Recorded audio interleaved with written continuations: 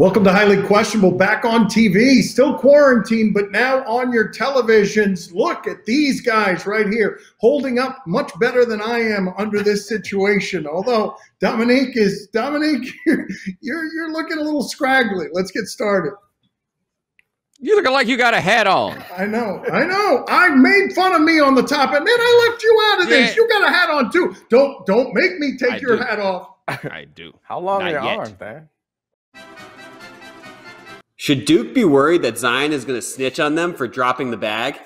We have really arrived in a numbed place when Duke and Zion Williamson and this kind of allegation now at this point in 2020 gets sports fans shrugging because we assume that most of the people out here are doing this. It is something to talk about here when we're interested in content making and we continue to talk about the injustices that there are in the NCAA. But the part of this that I find interesting, guys, is that Duke over the years has somehow largely skated on all of this stuff. And it's really naive to think that Duke is so much better than everyone else that without cheating, they can beat all of the cheaters. So when Zion Williamson ends up at Duke, you have to wonder to yourself, did he get there by kosher means? And I don't know whether he snitches or not. These guys usually don't snitch at all.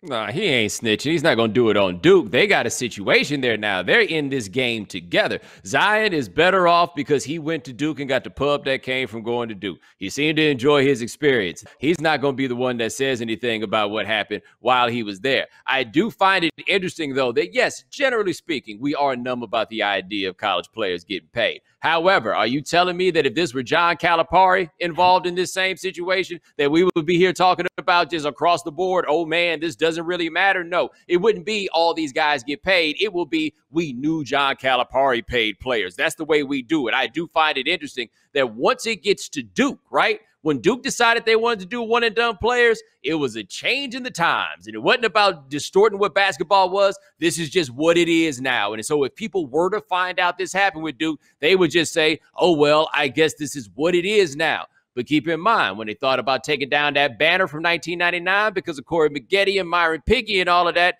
wasn't nobody running to do that then in that time either. This becomes fascinating in large part because it's happening to a program that people by and large have decided no matter what it is, we're going to say it's okay because they're so bankable. Right. And it sounds like what you're saying is it's not going to happen to them, which I don't get. I understand many reasons why Duke is held in such high esteem. But normally when you're at the top like that, people are looking for ways to bring you down. So they've been the best team in college basketball in the last several decades. They've gotten the best players, especially recently when they decided to switch to the one and done. So we all appreciate or accept that there's probably some nefarious things going on behind the scenes, but whenever they come up or their name comes up in the news, we kind of shun it. We don't talk about it, and the name of Duke doesn't get put in those articles that are reprimanding everybody.